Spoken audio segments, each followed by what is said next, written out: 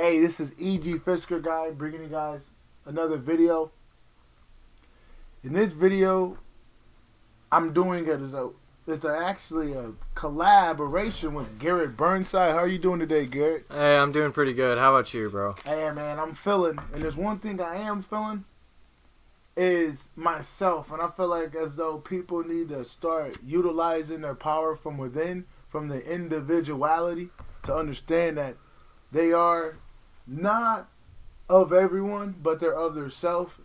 And once they figure that out, they can start taking responsibility for their lives on a whole new level and start moving mountains on a whole new level, if you know what I mean. Yeah, I know what you mean, man. Like tapping into your shadow and doing shadow work and improving your daily life and understanding your consumeristic habits or choices that you make within conversation or your day-to-day basis interactions with other individuals. Oh yeah, most definitely. It all plays a part in all, because like once you figure out, like you can't really do things the same. Once you figure that out, like if you want a new model of things, you can't keep running, the same old model and expect new results. If you know what I'm saying. But sometimes routine's necessary. But not for all of us. No, routine's necessary, but depending on what type of routine you on, you know? Yeah. You want a bogus routine and you know it's bogus, you know what I mean? If it's a destructive routine.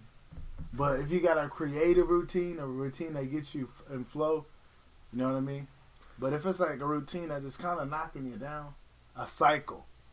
You wake up, it's like I do this. I got a cycle where I drink wine, I pop pills, and then I snort. This is just me doing it. You feel me? That's a destructive cycle. Yeah. That's just, you can have a cycle that is destructive, but if you're not conscious of it, you don't know it's being it because you just be it. You know what I mean? You got to really see. Well, yeah, You know what I mean? It's talking about, I get what you're saying and what you're talking about, but also don't forget that sometimes these destructive tendencies, if you allow yourself to have them and put them in force of a creative notion, such as painting, writing, music, sometimes they can alleviate the stress of your ego. And your ego won't take control while you're doing any of these creations. Personally, I've learned to paint more sober rather than drunk now, but I prefer to sometimes have a drink or two before I start recording music or writing. Opens up a form of fluidity. Sometimes we need a clutch, but it's if you abuse the clutch. Yes, I know what you mean. I know exactly what you mean. Some people can get off with liquor, with wine. It gets them really in flow. I understand that. It's like you're more of a river. Yeah, definitely a river. A river with no dam set in place. Just flowing and flowing and flowing. And some of us are stumbling and don't have rhythm. Okay, now you're shooting at other people now?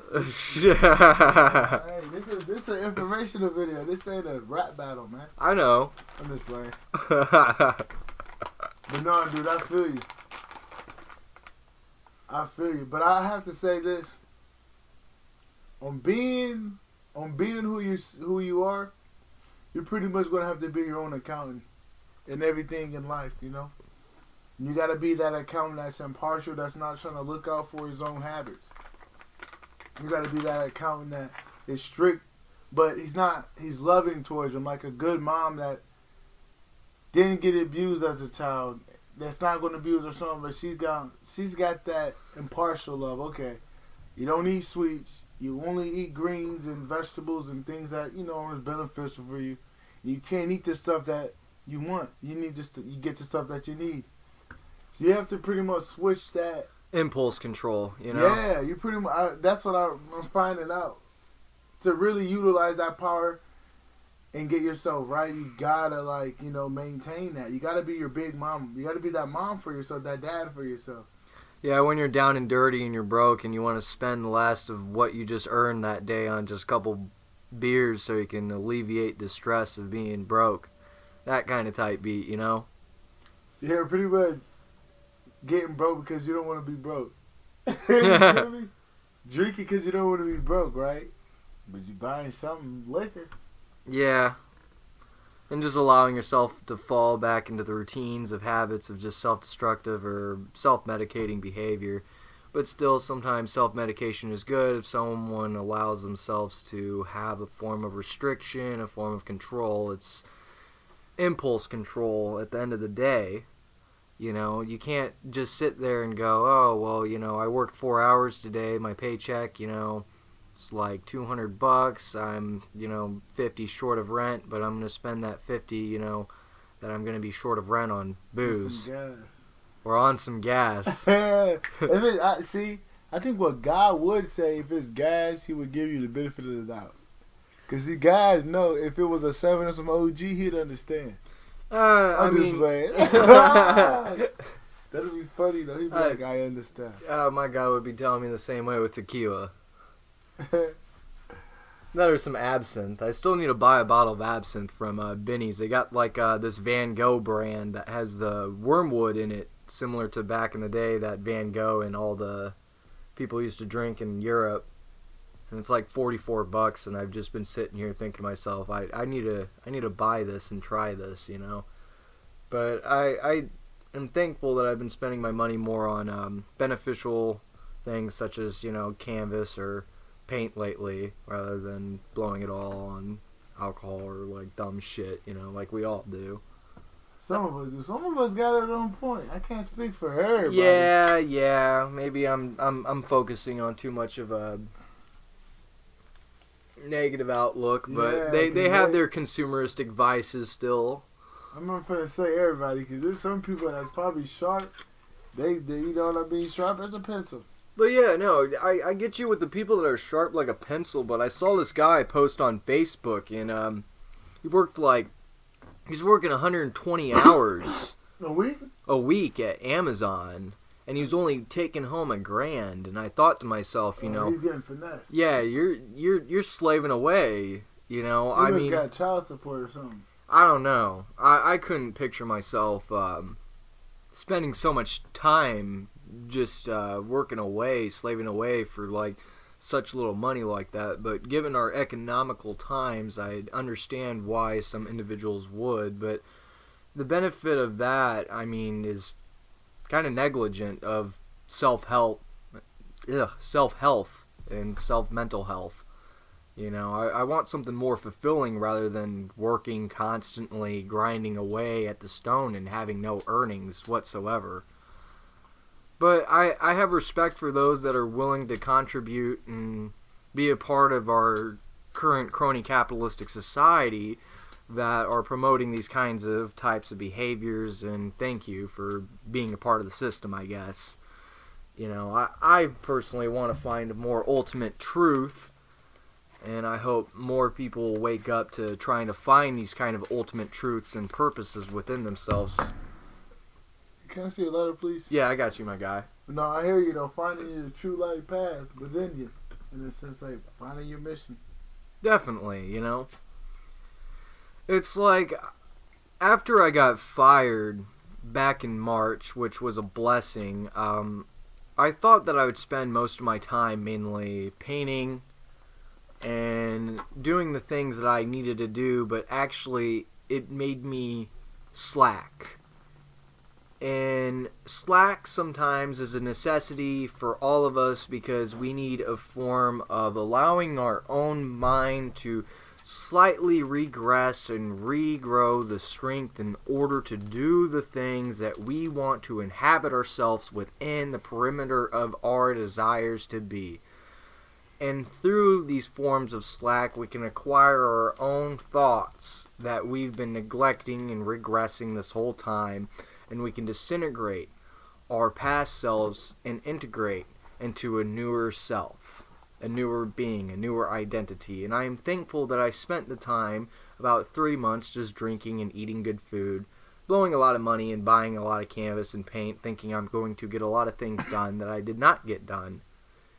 And I ended up just making a lot of music and a new genre of music introduced to me that I've always kind of knew about but denied myself of it because I thought it was not me.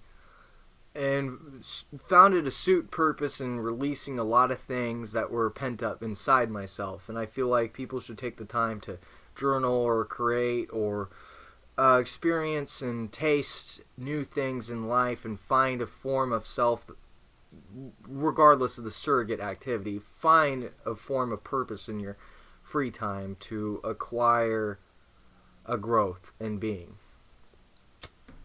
There's a difference between moping, overthinking, and constantly explaining your predicament to others about your circumstance that you don't want to shift, change, or shape. Because say that one more time, fuck.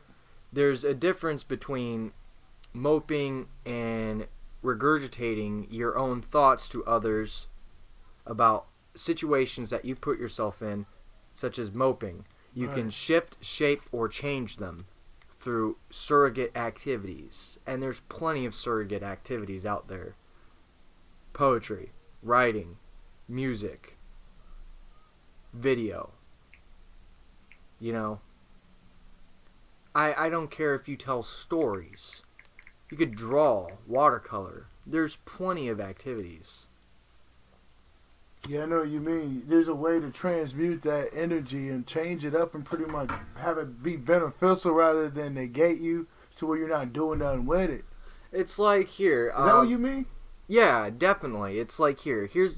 Let's put it in a simplistic terms. I know an individual currently who comes to me. They complain to me about how society's current situations and standards are, the economical situations and standards, and how gas is $4 and it's hard to live and it's hard to cope with being with inside a quote-unquote meat suit, so they say it. And I know that they have a lot of things that they love, such as comedy, music, but they hyper-focus on what's beyond life, which is brought on through death, or what life can give, such as astral projection, going to the astral realm, and they focus a lot on spirituality rather than focusing on the now. Sometimes it's good to focus on the now. You are present. You're presently presented within the system of this function, and you should stay present. It's good to plan for the future, but remember, you are presented in the present. And then through that, understand that you can take the time in order as an individual to find things that you love to entangle yourself in with your time, such as discipline. Discipline is a wonderful thing that all of us should probably acquire. Yeah, definitely. Discipline definitely take you places. I'll say, if you incorporate. What do you think about discipline, Ichi? Discipline takes you to the mountains. I know for a fact that if you wanted to go to a higher dimension, you would have to incorporate discipline. You couldn't be doing the same things you were doing as an 18-year-old boy.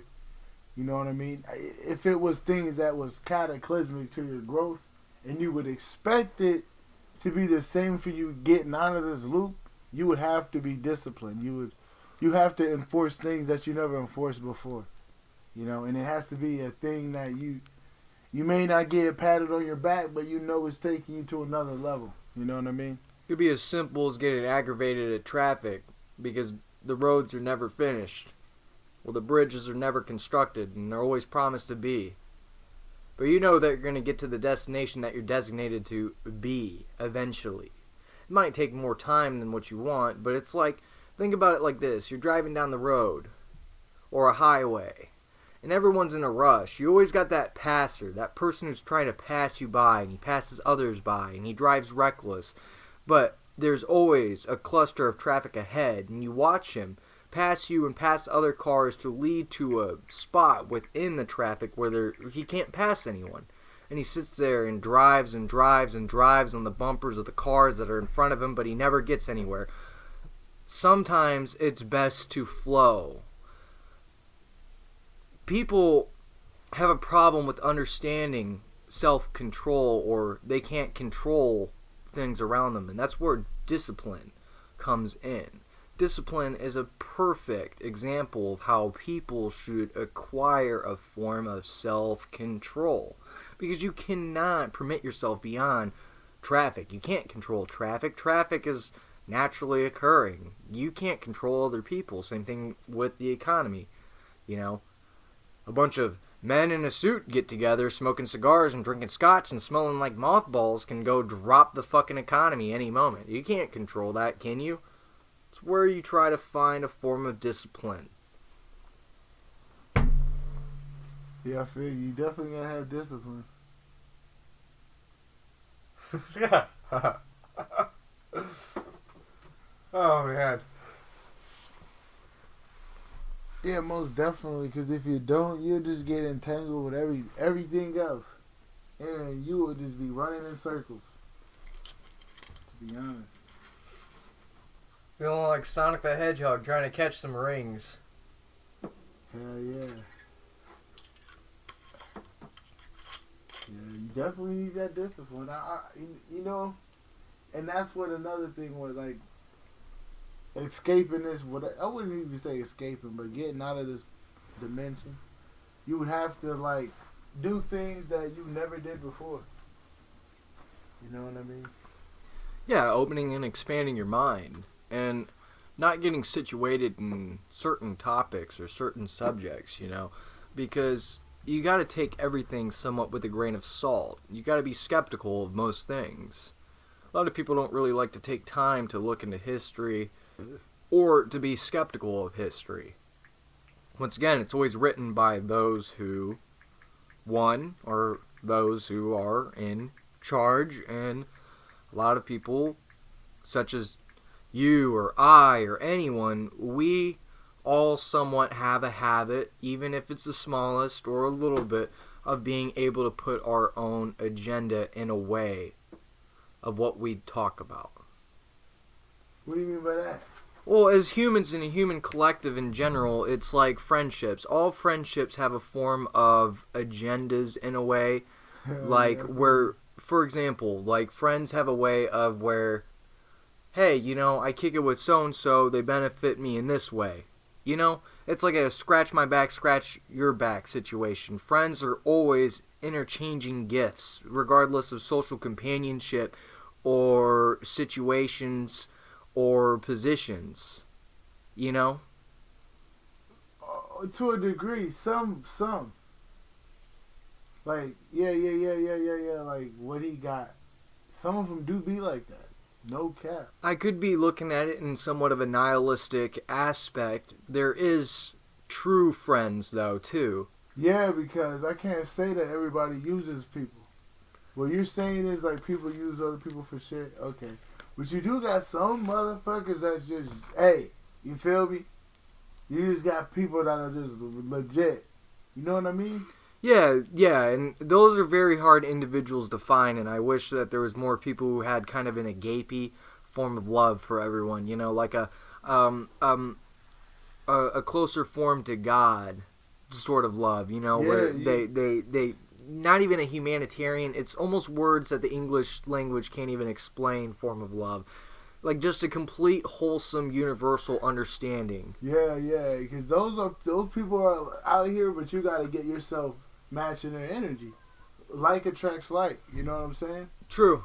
So True. if I'm on some bullshit, I'm not gonna see above the bullshit. You know what I mean?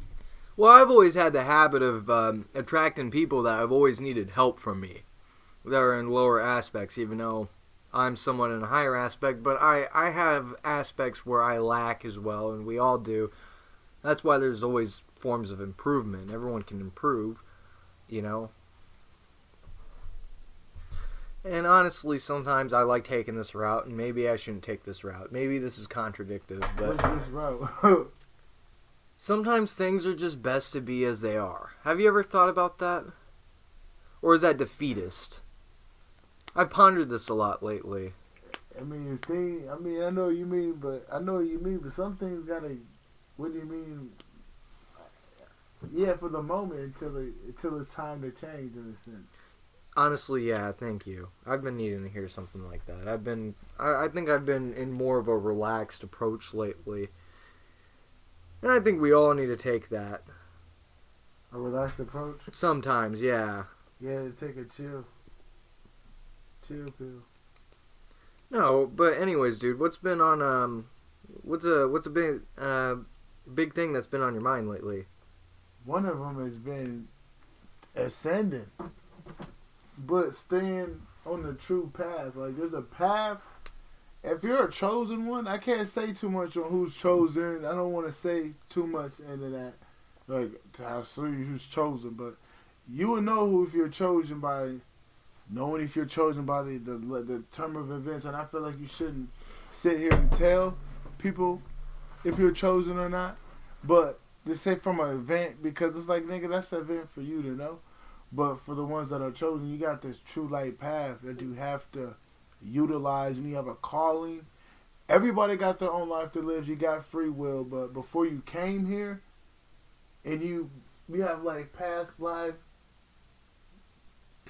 connections you can connect to that can really help you on your path. You know what I'm saying? There's a lot of shit, but it's like tapping into all the gifts and faculties within me so I can utilize more of a better escape way, because I know that they're urging me to get more in tap with, and just being more in tune with the other side, the higher side of things. Because if I don't get in tune, I won't be in tune here. Because in order for me to be in tune fully here, I have to be in tune on all realities. And the main one is the one that people fail to see. But if you can figure out a way to find yourself there, and you keep coming back here, you're going to know.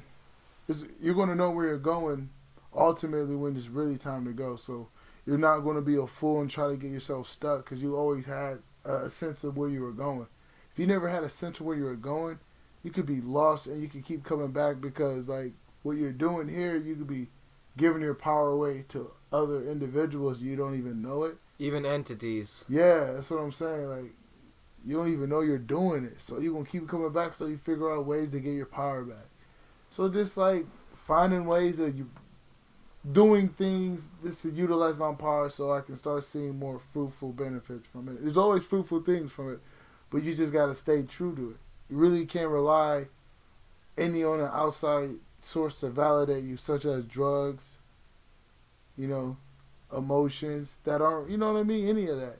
The only thing that can benefit you is your own energy. And it ain't an emotion, just you itself is supposed to be able to take you to the mountains. No, nothing. No sex, no money. No. What about the individuals that can't allow themselves to be like that? There's something just holding them back. I mean, even if they know that. To be honest with you, if you know it, that's your life. Everybody's on their own path at the end of the day. So, you know what I mean? You're going to be who you're going to be. So just embrace it? Yeah, you can't really get nobody's way. True. I ain't finna get nobody's way. I'm going to get out of their way. Yeah, you can lead a horse to water, but you can't force it to drink. Yeah. It's like Friedrich Nietzsche. He really loved to beat the horse dead into ashes. Same thing with a lot of people nowadays. Their conceptual concepts of everything. Oh, yeah, most definitely. They try to force a lot of shit on you. Yeah. Hey, you know Eckhart Tolle? Who? Eckhart Tolle. No. Oh, my Enlighten God. me. I can probably still get on here. Yeah, I can. I want to show you Eckhart Tolle. You probably seen the guy. But this man, can you read energy? Yeah, I mean, I can feel it. Alright, I'm going to show you this guy. Tell me what you think. Is he legit? Because I feel like he's legit. You've seen him before. If you don't know who this is, I mean, I could imagine. No, isn't this one? No, that's someone else. You never seen this man before? Actually, you and my friend Xandro also tried putting me on him. You never seen this dude? Isn't he the same guy who went and sat on a bench? Or am I mistaking him for another guy who's just like him? The guy that would just sit there and not say shit? Nah, well, how old is he right now? He's like in his 70s. Yeah. No, I watched this. I think it's him. I watched this documentary Xandro sent me of him, and he talked about how he would go into the same bench for like a year or 2 years and watch. And he always talked about watching and observing people and how the universe kind of does as it does. I mean, he's on his own path, and his words help a lot of other people, but at the end of the day, I feel like there's a truth for me that's different for other people. Yeah, I feel you're just saying, Eckhart Tolle, yeah, he'll help you stay conscious on what you think about, if you know what I mean. But I hear what you're saying. But this dude really helps you remain, okay, I'm on some bullshit right now. Because sometimes you need to be conscious, because if you don't, you're going to find yourself in a car wreck. You're going to find yourself house burned on. You know, you're going to find yourself eating shit you shouldn't be eating. You're going to find yourself, you know what I mean, if you're not conscious. Because your thoughts are literally like bullets. They can literally move you. So you really got to be conscious of what you're doing in your body, outside, how you're reacting to things, because consciousness is everything. And Eckhart Tolle, if you want somebody that help you, really help you, just know him and Mooji, Mooji, Mooji will really help you out. He helped me out. And like, it takes discipline to stay in what they're talking about. Like, if you decide to like quit smoking and dedicate what you smoked towards reading and studying, you're gonna find like a new experience just by doing that, and there's gonna be a snowball effect of new experiences because you changed the cycle in your life and you decided to make it a new cycle. Yeah, not allowing the consumption of pleasure like instinctually control you.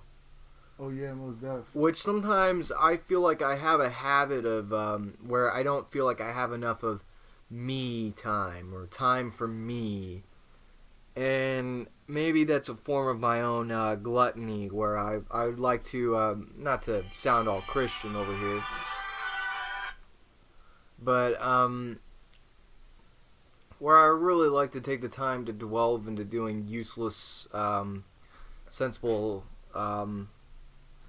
things. Like, I mean, I haven't gamed, I think, in like 6 or 7 years, probably going on 7, until like a month ago I saw that there's such a thing as Call of Duty Mobile, and I'd been playing it on and off on my phone, and I've been doing like really stupid good at it, but I've noticed that it's somewhat a waste of time. But I mean, it's a good surrogate. A waste of time. It sort of is, because it's a game, but at the same time it does make me feel better because it's a surrogate activity, and sometimes people need surrogate activities just to like just kill time, and sometimes it's good to kill time.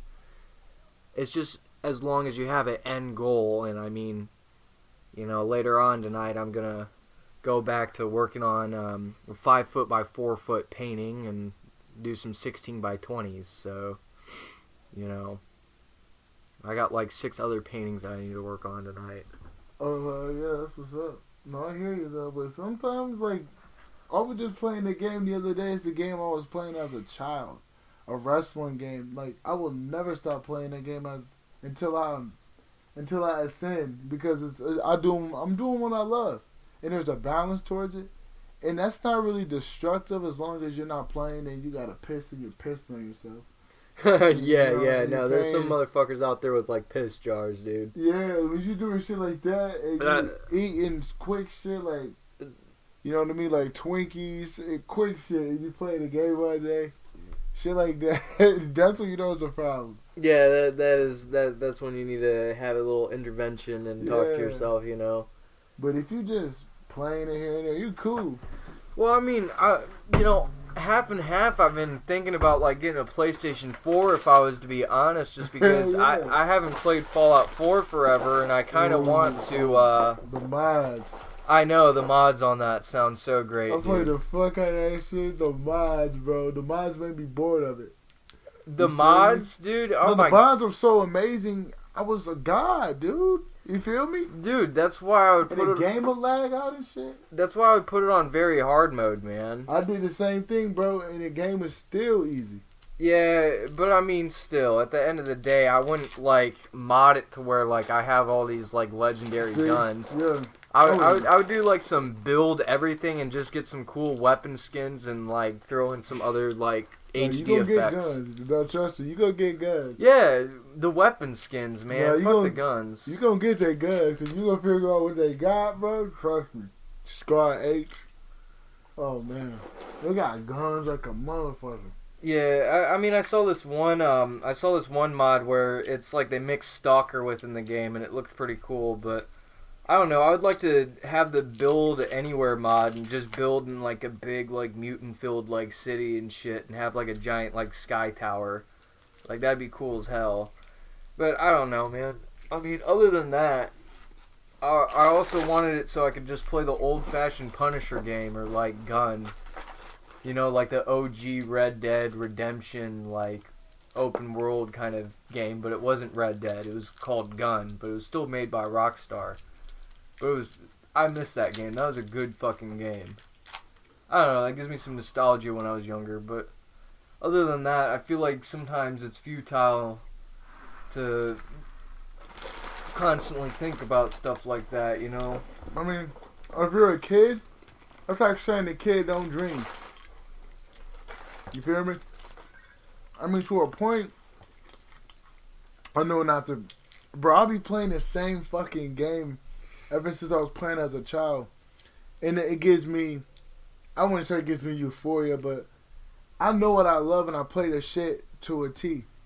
If you know what I mean? I play what I'm passionate about. It's not more me playing the game. It's more something that connected me as a child, and it still brings out that childlike in me today. Well, that's how I feel, dude. And I feel like there's a lot of games when I was a kid that I missed out on, like Silent Hill, and there's like some other weird games. Silent Hill creepy. Bro, you can play a game on PS1, you still be creeped out. Dude, I really want to get into like more horror games, dude. Like I literally spent like September, October, and most of November like watching horror movies, man. See, I'm gonna be real with you. Having a crib and shit, fuck that. You feel me? Fuck that. I'm gonna be real, bro. I was all for that, bro. But I'm like this, fuck that. Cause it's like my dreams, bro. You feel me? I play the fuck out of a scary game and I go to sleep. Come on, dude. Hey, I ain't afraid of motherfucker. I'm not scared either, but I'm not setting myself up. I've had paranormal shit my whole life. Bring it my way. I don't care. Oh, man, I feel you mean, but people probably don't know that, but if you watch a lot of that shit, you wonder why you have nightmares. I don't have nightmares about that shit, dude. I swear, I've had some fucking really, really, really out there, like, dreams that fucking, you know, now put me in the flesh type beat where it's like that. It might be a little bit of a different story, but sleep in the crib, not too worried about that, man. I'm just joking, though. Nah, you dead ass. I ain't gonna give you shit on that, bro. I totally respect that. I mean, my girl still sleeps with her night on. Yeah, but I'm not scared of that. But I'm saying, you don't want that in you. Because, like, I'm gonna be honest with you. I used to watch Hellraiser a lot. But once I figured out that Total had deja vu that you brought that up. I was about to bring up Hellraiser. That's interesting. I was thinking about Cenobites and all of that. Opening up that little cube Pandora's box. Yeah, like, I used to be a big thrill about that. A dark side of things in that nature. And it's not healthy. It's not me that really likes it. It's that dark side of self. Like that ego. Yeah, no. I don't feel like it's me because it's not love. I know what I'm really about, but it's that side that wants that rush. It ain't really a real rush. It's actually it's like a kill. It's really fucking you up. I used to be like that. I kind of chilled on that, but I mean that stuff. It still doesn't bother me. I've gotten really tamed with like oil paintings along that line, and mainly I've just been painting like. You sure will. Right in nigga, shit getting cut up. Good. See, yeah. Look at this dude paintings. You're very graphical. Yeah, no, like right now I'm just doing more of a surrealist motive, and I want to go more in a spiritualistic, surrealist kind of figures and landscapes and stuff, and other weird like metaphors. Like people with buckets on their heads or like cardboard boxes, but I still want to paint butcher shop stuff. So, but not as like luminescent and like dark.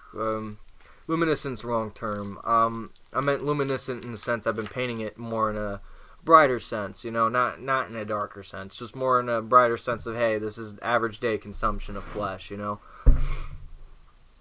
You know what I mean? How many paintings did you do of those? Did you do a lot?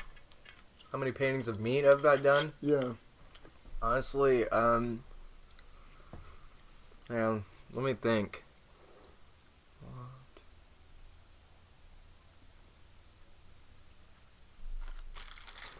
I think maybe 10, maybe more. Yeah, more than that. Probably 13 right now. Okay. I'm going to do probably another 10. That's what's up. You know, I'm going to save, I thought about using the rest of my big canvas for that because I wanted to do a triptych, but I don't know. I haven't really quite decided if I really want to do a triptych of, like, this butchery or not, so... But looking at Neo Ranch, I realized, the one big painting I think you last saw that I was working on, which was like... With the hands? No, the car crashed in the tree. I don't think I've seen that. Oh, shit. The hands are alright. I wish I would have done that better. But it came out as it is. Everything happened how it did. Yeah, I was just going to say how it did. Can't be a woulda, coulda, nigga. Can't be that. I know. Because if you're a woulda, coulda, nigga, you a fuck... Remember you did your painting like that. You had a painting, and then you just made it different. I'm like, bro, you can't do that. You can do that. But when you done with the painting, it's done, bro. I like to destroy. You fucked that bitch up. I like to destroy, dude. I'm like, bro, you gotta... I mean, it's to each his own. Which one, though? Oh, no, the one that got blood on it. One of them paintings, you just said, fuck it. I'm like, bro. That was like a museum, man, and you don't know what the fuck that was to somebody, you know what I mean? The decapitated head one? Yeah, and with the rope, with the fucking rag of unknown origin. Oh, yeah, the big one. I'm still working on that, actually.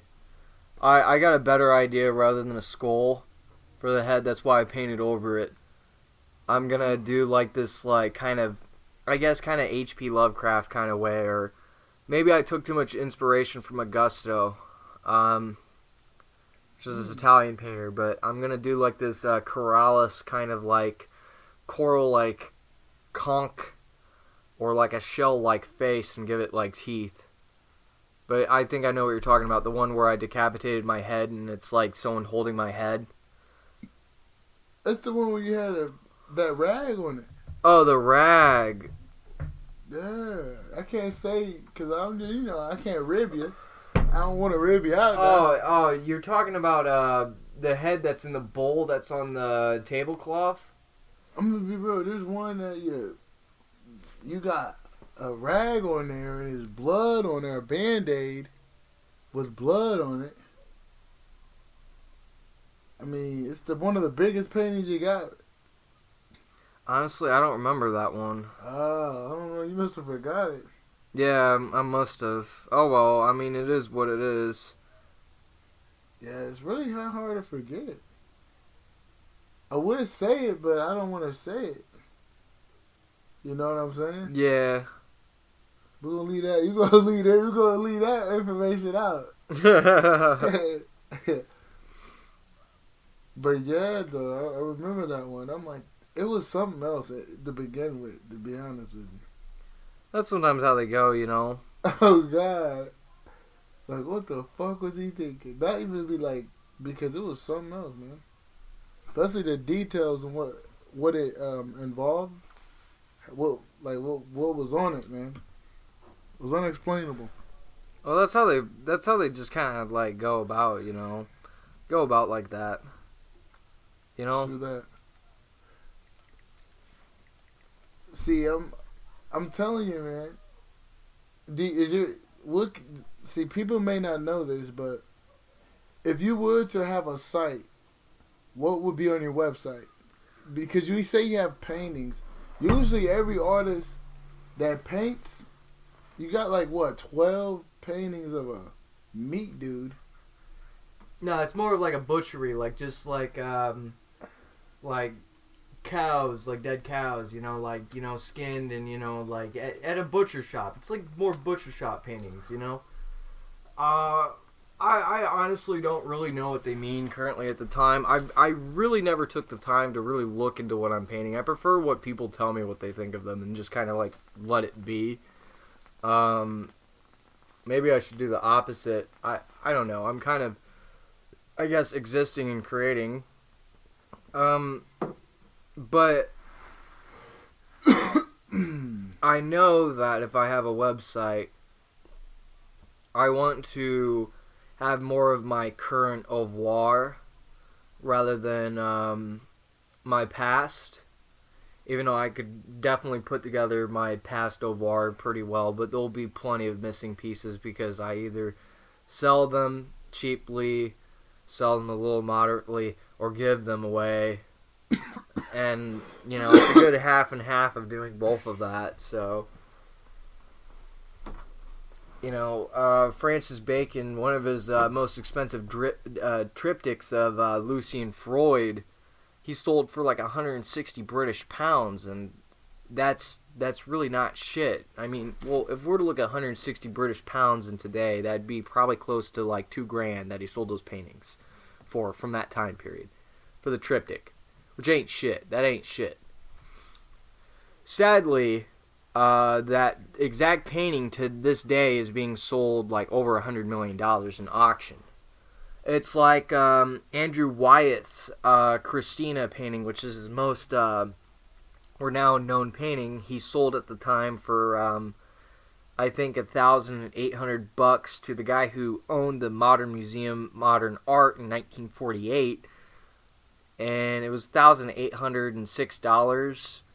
And in that current time, in 1948, that'd be $10,000. So that's a lot better than what Bacon earned, but that same painting got auctioned off for $10 million, and that's the sad fate of painters. Except for some. You can't sell out being cheap. It's pretty much the whole name of the game. That, and it's about knowing people. It's like Michael Borman's. Michael Borman's knows plenty of people, and that's why his paintings sell for $500,000. Yeah, you got. Or Neo Ranch. Have connections. Don't give up.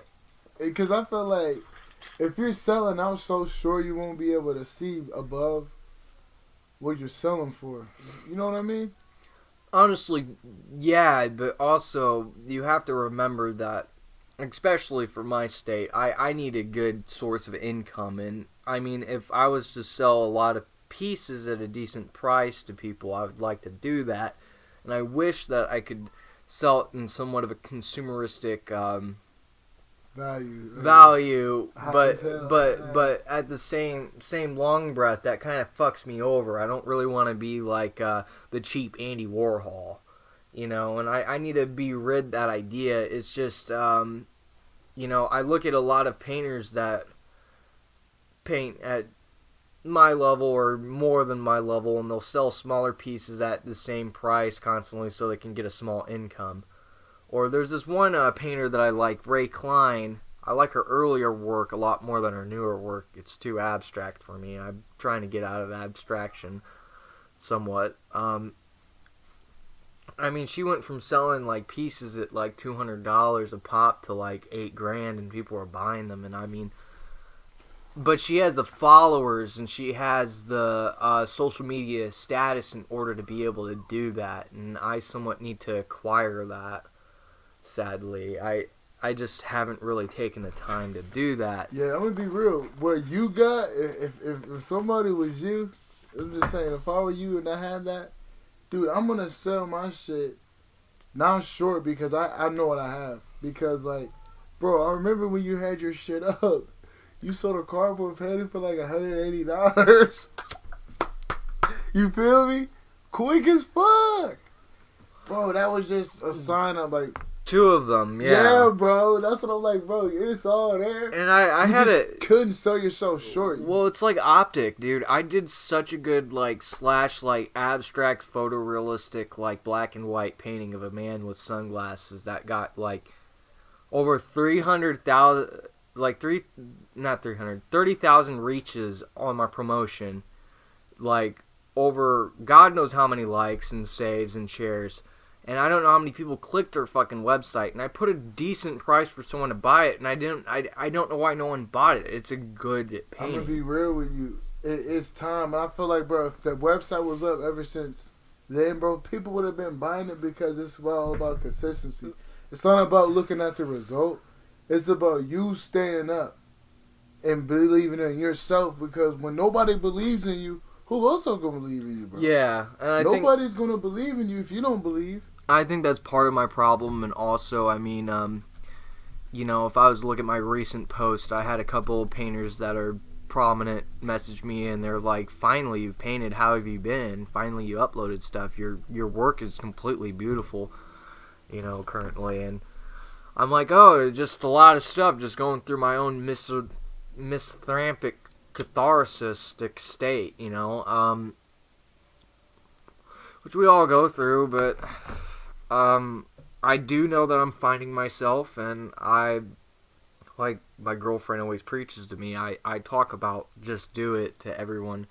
Here I am, you know, I keep saying I want to be a painter, but I let politics, I let economical situation of today, I let all these ideologies that I don't really fathom to think that should be prominent kind of control me and cause me to become bitter. And I need to let this stuff go and just focus solely on being a painter and painting, because, you know, I don't like the term artist, not to sound cliche. You know, like those people who go, I'm a poet. I'm a comical sound engineer instead of a comedian. You know, I don't want to come off like that either. But I want to be a painter. I've always, you know, I've never always wanted to be a painter, and I found this like 4.5 years ago, going on 5, as soon as it hits December like 23rd, and I want to be a painter, and I don't really see myself doing anything else, honestly. So I just need to get to it and get with the program rather than slacking. And, you know, it's like, have you ever had those moments where you go in the shower, you're showering, you just think of all the stuff you've done, like all the good, bad, and ugly, but especially the bad, ugly, and the kind of, damn, did I really do that? Or I look stupid, dude. Those hideous ties. Yeah, like stuff like that, dude. Like, that's somewhat of a common theme with me, and I mean, I had a problem where pretty much like beating yourself up. Yeah. It sounds like you're beating yourself up, low key. Oh, well, I should. I think all of us do that to an extent. Oh God. Regardless if it's like consciously aware, subconsciously, unconsciously, you know, we all do that. If you got it down, pack it down. But I hear what you're saying. You feel me? It felt like if you got it down, pack it, don't do it. Because I can't say everybody do it. Yeah. But it's a task to go above it if you haven't done it. Well, yeah, and I mean, like, you know, it's like, this would be a perfect example. I got really wasted and was feeling myself, and I mean, I don't really listen to rap, and I don't rap like that anymore, but I did this song called Hatman on, like a beat that I, like, produced that's kind of like, Earl Sweatshirt, you know? And then the next thing I know, like, the next day, like, Earl Sweatshirt, like, drops, like, a music video, and I'm like, oh, fuck yeah. You know, and then I kind of just went on, like, a little binge where I wasn't listening to him, but, like, I was just getting drunk and just, like, making, like, rap music, and I decided to call, like, the EP Bad Paintings. I mean, you know, my girlfriend and, like, a few of my friends don't really, like it, but I don't expect them to like it because, I mean, they don't really like that genre of music, and they don't really understand it. Like, she didn't like the lyrics and shit. And it's like, I don't want to be constantly like rhythmatical, actual, factual, like the type shit that they would prefer me to do, like some like rhyme scheme shit. Like I threw in rhyme schemes with metaphors and like shit like that, and like stuff that's beyond most people's heads. Because I took influence from Earl and like MF Doom, because MF Doom died what in like 2019, 2020. Yeah, he just went away. Yeah, and I wanted to pull from myself and like be me, like I did like after my buddy Nat died, and I did like moon rising, sun setting, and I haven't released those. And I did 2 paintings actually just for the album covers and shit, and I got photography that I did like 35 millimeter for it. That's all like symbolic, and I got like some symbolic shit for it. That has to do with like certain charts with the esoteric and the occult and stuff. And I mean, it is what it is, dude. Hell yeah, I'm gonna be real with you. There's gonna be people that don't like your music. There's gonna be people that like your music. There's gonna be people that don't listen to your music. But as long as you love your music and you don't look for validation outside of yourself, you're gonna find a place where your music stands, and it's within you. Oh yeah. I didn't even get ass hurt when like my girlfriend like said that shit, because like I remember the night I feel I'm just speaking on for any person, because there's people out here that do that. Yeah, I know. That don't do that, that just need that in their head to be like, that dude is, just throw that in the air. Yeah, and I mean, there is bad art and there's good art, and sometimes there's bad art that is good, I mean, it's all taste buds at the end of the day. I don't want to be always over here like Western art's the pinnacle of art. I mean, yeah, I love me some Rembrandt. I love me some Caravaggio.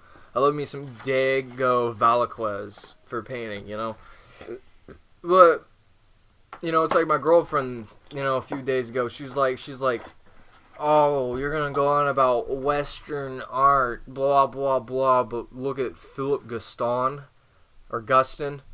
and his art's like all neo-expressionist, abstract, figurative, and cartoony.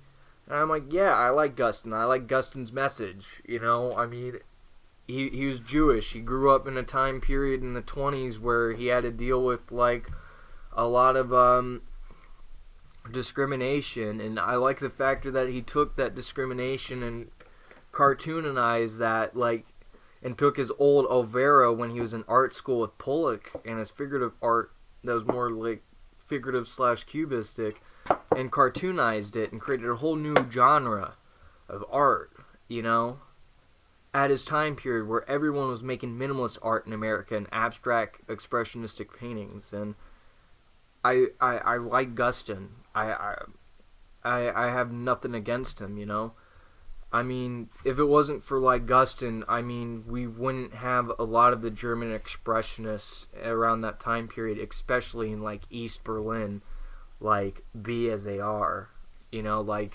George Baselitz or Neo Ranch, I mean, it is what it is, like Twombly. Like, I love a good Twombly, it is, as much as it's childlike and infidelic and stupid, but there can't be anyone else who does a Twombly, and that's where I kind of have like this objection towards a lot of modern art, because a lot of it's already been done, and I don't like seeing the repetition of the process, It's like, there's a couple British painters that repeat Twombly, and I can't remember who they are off the top of my head, but they got a good Instagram following, but the same scribble, scratch stuff, and it just looks like Twombly, but revigorized. It's like Cecily Brown. I mean, I love Cecily Brown. That's David Sylvester's, like, daughter. I know you don't know who David Sylvester is. David Sylvester was a British art critic, way back in like the early 21st century, and he got to interview Francis Bacon. He knew a lot about the British scene around that time period. Very prominent head figure. But honestly, Cecily Brown, I like a lot of her art, but she's just a figurative Willem de Kooning who sometimes uses a Gaston palette to me. I need something more vigorating rather than cliche, like, half-stroked figures where You know, it might look like people are having sex, but it turns into a rabbit or something. I don't fucking know. I need something that's more visceral. I don't need sensationalism constantly, and I feel like a lot of modern art sensationalism, and I'm tired of the idea of sensationalism. Like playing on your feelings? No, not putting on your feelings. Playing on them. Yeah, playing on them and just making something solely based off of shock value, I think, is more coherently dead than being a Christian in the South. I feel like the roles have switched, that like being some conservative fucking retard in the South is more prominent, spewing some evangelical shit than all praise Israel type beat, than fucking being punk and having a pink mohawk. You know? Hang on, dude, I'm gonna piss. Yeah, to the left. Take a left, and then you'll see it. Take a left. All right, is the first door or second door? Just go all the way down. Take a left. Here, this is a perfect example. Just when you go out there, take a left and keep straight, and then take a right. Look at a Twombly drawing here, really quick. Look at it. Pull out your phone. Look at Twombly drawing. I got this computer in front of me. Well, here, look at a Twombly drawing, and look at your door, and look at like your door, and then look at the Twombly drawing. What's this? How do you spell it? Twobly.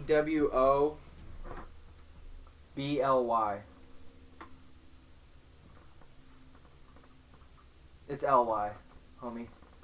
Oh, I'm trying. I know you're trying, bro. I just typed the wrong thing. Then drawing. Yeah, hit image. Yeah, look at that stuff, and then take time to look at your door right here in the middle frame where you got the little scribble scratches at.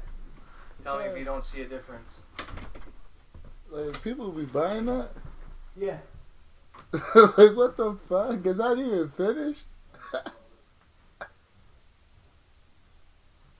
Man, if you guys ever have a chance to look at this, I don't even know what this is. But it's like someone had a crayon and just wrote some scribbles on it. I mean, if you ask me, I have it in my house. Don't get me wrong. If it's art, hey, I take it. But I'm curious to see how much money this is. It's CYTWOMBLY. If you look at this stuff, I want to see how much money it is.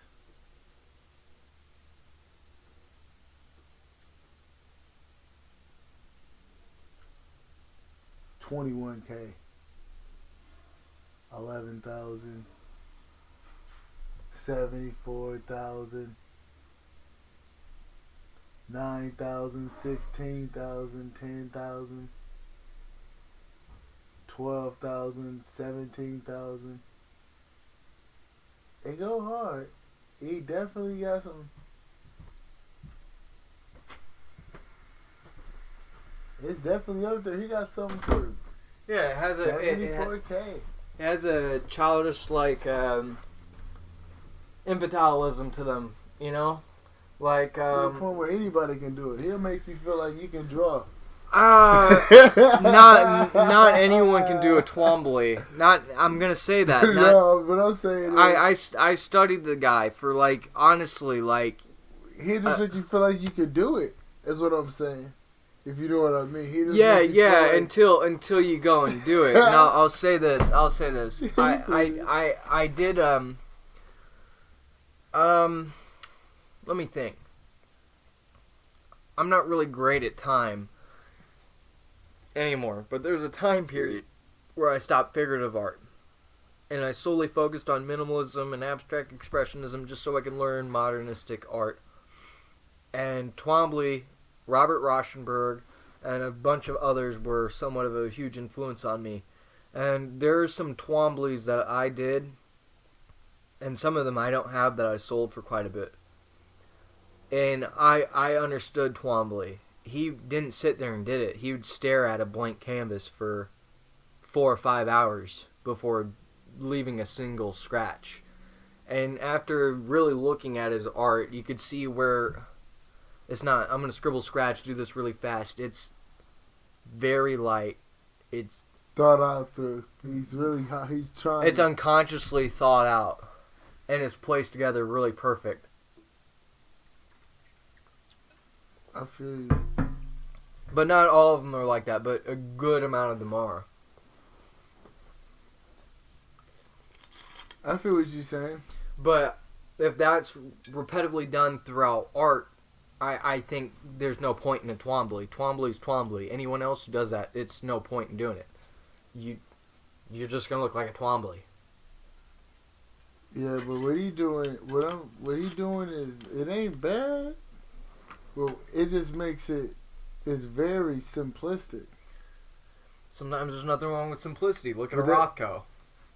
It's cold, but because he's making a lot of money doing what he loves, so I can't get mad at him. You know what I mean? And there's a lot of Roman and Greek references within his art, but abstracted. So, I mean, that's why I give him another praise. It's not like flowers in the basket, the bonbon, type of shit. You know what I mean? Hell yeah. Another one I wouldn't mind you looking at is Frank Arbach. Should definitely give him a look. Alright, hold on. Let me see who this. Oh my god, I know who this nigga. You know who Starflex and Flare is? No. Is he real? I think this nigga's fake. How you got 22K followers and you only get one like on your post? Oh yeah, you fake. This ain't the real one. Okay, what's his name? Frank Arbach. Frank.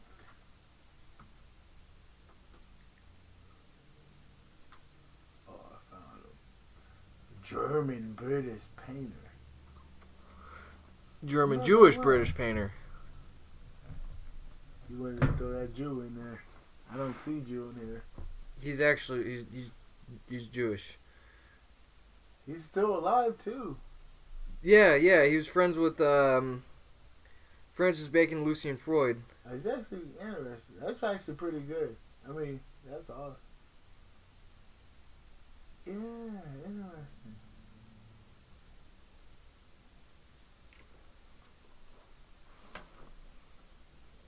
Mommy a Hellraiser. You see that? That's pretty cool though, I ain't gonna lie. Some of it's like that. He did that? Oh yeah. He copied off Twombly. No, I see a landscape. I see Twombly all over it. Arbach was before Twombly though. Nah, he still. Arbach was way before He Twombly. could have been watching Twombly dad. You don't know that. He could have been watching his kids. Twombly doesn't. He's the only painter in his family. Trust me, I know the history. Trust me, you probably don't know if he was a CIA or not. He could have been watching his dad. He's British, my guy. CIA deep. The CIA is what created the abstract expressionist movement, though. A paint? Yeah, fuck yeah. We can't talk about it there. You feel me? I'm gonna hush on that. I never said anything about yeah, that. we don't know who watched it. I don't know shit. We don't know shit. I don't know what he's talking about, but he do like wings. So let's get that walk hard. Yeah, I do like wings. Buffalo wings. Lean. No. Well, opiates. I'm just playing. Not anymore. I've been sober off that for I don't know how long. Yeah, no opiates. Anyways, buffalo wings, man. Some buffalo wings, with some fucking blue cheese and some cheese fries, dude. Oh, God. See, you get the blue cheese and you let it sit for 3 days, and then you eat it. No, I don't get the blue cheese and let it sit for 3 days. I'm talking about that's the go-to for my book. I'm letting it sit for at least 4 days. You gotta let some fungi grow in that. Then you eat it. Don't listen to me. You're gonna get sick. I like to eat raw chicken. Bro, I watched this bitch on TikTok. You called her a bitch? Yeah, on God. God damn. Bro, she fucking cleaned her chicken with bleach and Dawn soap. Was she legit? Yeah, she was dead ass serious. That's how she cleans her chicken. She probably. Can you imagine Shorty up in your crib cooking like chicken for you, and she's like, "This is how I clean my chicken," with some bleach and like Dawn soap, bro. I wouldn't eat it. Oh God, fuck that. Getting the whole family sick. I'd rather you wrap it in dirt. I'd rather give it a natural dirt to do that. Honestly, seriously, mud water. Have you gotten those advertisements for mud water? What's that? Oh, dude, I get these advertisements all the time on my YouTube. It's like, are you tired of caffeine and caffeine keeping you up? And I'm like, fuck. Only time I drink coffee is at my girlfriend's. They're like, drink mud water. Water with mud. We put all these things in this mud, and it gives you all this caffeine without the crash and insomnia and stuff that will help you sleep. And I'm like, You telling me you really drinking dirt? yeah, these motherfuckers, like these like rich ass, like upper class, like champagne socialists are really drinking dirt, dude. And they're paying a lot of money for this shit. I looked into it. It's like, I don't know, like $15, some shit, $15, $30, you know. I think I know why they do that, because there's natural minerals in the dirt that you don't even know about. Nah, bro, I ain't gonna. It has to be something like that. I ain't gonna drink no dirt. Now these motherfuckers probably digging dirt out of their fucking backyard and being like, "Yo, I'm gonna sell this." They could, but Like, hey, you want to drink this mud? They be shitting in their water. It's dookie water. I mean, I wouldn't. I just Cat poop water. Shit, I give you some cat poop water. Some cat poop water. Damn, boy, you smoked the whole cart. I didn't smoke the whole carton. Smoked a good amount. Oh damn, you still got a load. Yeah, I do. Is that menthol? And it's got nah, bro. I never smoked menthol. You know me. No, I'm saying, is menthol bad for you? But yeah, it crystallines your lungs. Damn it, I got a whole pack of menthol. Oh, well, Wait. smoke what you want. What's green tobacco? Premium? I don't think there's menthol. Well, that's menthol type pipe tobacco, my guy. No, it's green though. That's menthol pipe tobacco. I don't know. It's pipe tobacco. I'm smoking pipe tobacco too. It's not really that great for you. It's actually a lot worse than cigarettes technically. But hey, fuck it. But when this bag though, it's not like I'm gonna be doing it for 40 years. I don't know. You saying like I'm gonna go off of the strength? I don't know, dude. I've been smoking since I think I was 12 or 13. See, you've been smoking for 10 years. I ain't gonna be smoking that long. Probably 11, 12 years, man. That's a long. I've only been smoking for a lot, not even a year. Maybe a year now. Maybe a year and a half. You feel me? Yeah. I don't be smoking like that. Cause I mean, don't get me wrong. It's a booster more than anything. Anything else you want to throw in, my man? Oh yeah, I gotta throw in. This may be crazy. I'm not condoning any type of way of people doing any type of this acts, because you have to put that in your educational use. But I have to say, one of the paths today for yourself is to think outside the box, and to be able to do that, I have to say meditation on an empty stomach,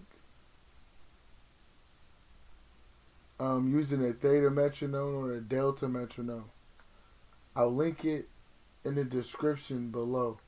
And what that's going to do is that's going to lower the brain to be in a lower state, to where you're going to be operating on a pretty much on a different type of awareness, and that awareness can take you to another place. Depending on where you want to go, got to make sure you're protected though.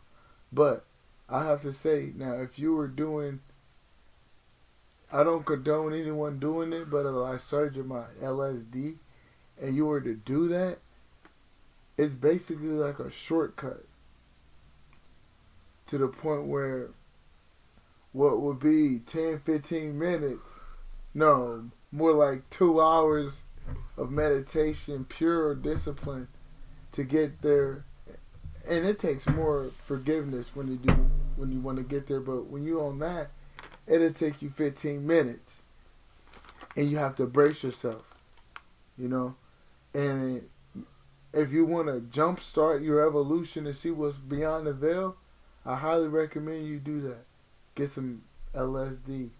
Not highly recommend. I can't recommend you to do that, but I would recommend you to think outside of the spectrum and like meditate. You know what I mean? That's the whole point. And like, use that theta metronome, delta metronome, and use discipline to get yourself to another place.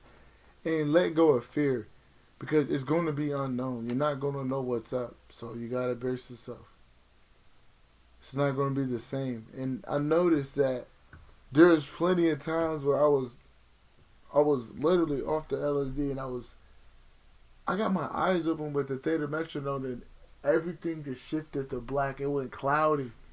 And it just, I'm like, I got scared as fuck for no reason. You know? And then there's one time I was off these mushrooms and there was aliens talking to my brain. They were trying to get me to go somewhere. Can't really say too much on that, but there was somebody talking to you. Like, you gotta be peeping. There's psychedelics is a shortcut to a lot of things if you're one of those ones that are very devoted on their path. They're not just people doing shit. If you have an intention that's strong and that's really like oriented on your growth and you're not just doing shit, that intention is going to flourish. If you're just doing shit to doing shit, you're never going to get the magic out of it. So you kind of got to push your intention somewhere so you can get magic from whatever you're doing. But that's just a little tip. See, like if you want to go really see outside the box, you have to you kind of got to do that type of stuff that nobody wants to do. If you really want to see and really want to grow and really want to get out of here. Those for the ones that don't want to play in the matrix, you know. But that's pretty much all what I got. All right, right on, dude. That's all I got as well. Hey, though, this is Easy Visca Guy. Hey, it's Garrett. And I'm signing off. Peace. Namaste.